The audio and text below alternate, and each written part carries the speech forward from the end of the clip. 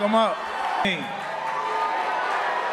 Let's look at it. Who else is he gonna fight? Mike Tyson just attacked Jake Paul at their latest press conference, and let me tell you, it was brutal.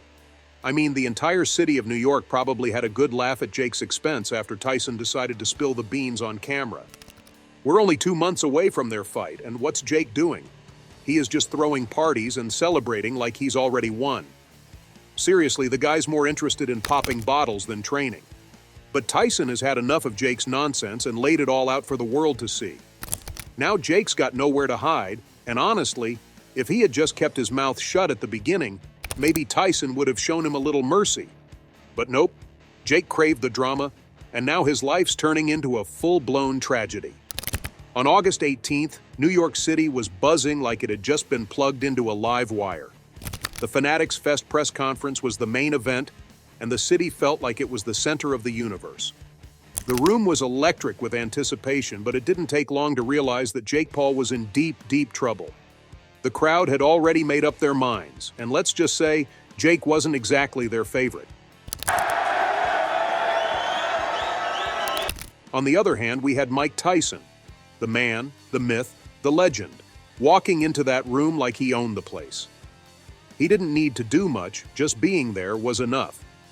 Tyson's presence was like a gravitational force, pulling everyone's attention his way, while Jake Paul was busy flailing around, trying to get a piece of the spotlight. But no matter what Jake did, the crowd was there for Tyson, and they made sure Jake knew it. Every time Jake tried to speak, he was met with boos that could probably be heard all the way in Times Square. You could almost see the audience collectively rolling their eyes every time Jake attempted to hype himself up. I brought this deal to this old-ass motherfucker. We signed the contract with Netflix, and I brought him the deal. So, you're welcome, my son. I'm gonna discipline you like a son. So shut the up with all that need this, need that. We brought you the deal, and remember that too. But here's where it got really interesting. Tyson didn't even have to say much. He just sat there, letting Jake wear himself out with all that blabbering. Tyson, who's known for ripping through opponents like a tornado in the ring, was now the quiet storm. It was like watching a lion just sitting there, waiting for the perfect moment to pounce. The crowd picked up on it too. They knew something big was coming.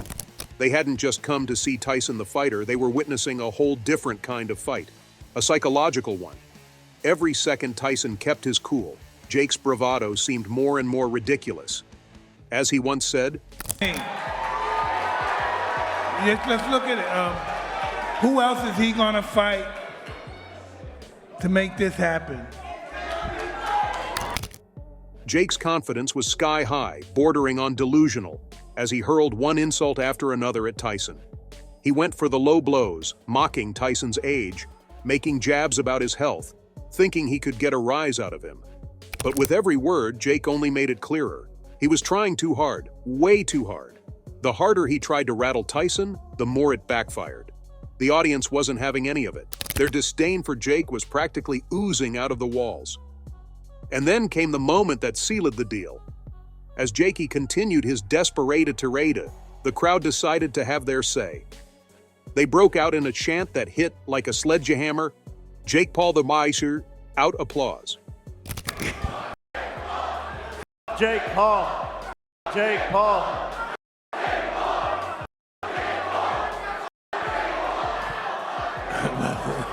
Jake, throughout. Meanwhile, Tyson just stood there still as a statue, his face unreadable. His silence was the ultimate power move, and the crowd could feel the weight of it. Jake's arrogance was his undoing. He was so wrapped up in his own ego, so focused on being the center of attention, that he didn't realize he was digging his own grave. He thought he could out-talk Tyson, make him look foolish and walk away the winner. But the reality, it couldn't have been further from the truth.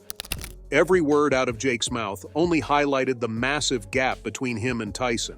This wasn't just about experience, it was about respect. Something Jake desperately lacked. Tyson didn't need to shout, didn't need to flex. His legacy did all the talking. But Jake kicked things off with a smirk that screamed high school bully and dropped a line that was so out of line, even his own fans probably cringed. You had to go on your little menopause break and postpone the fight, Jake sneered with all the maturity of a schoolyard bully. So yeah, what about that, dog? I was ready before you needed a little break. Your tummy hurt? Your tummy hurt still? Yeah, you had to go on your little menopause break and postpone the fight, so yeah. What about that, dog? I was ready before, you needed a little break. Your tummy hurt?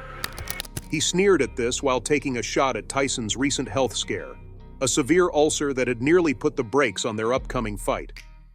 Now, any normal person would have maybe shown some respect, or at least kept their mouth shut, but not Jake.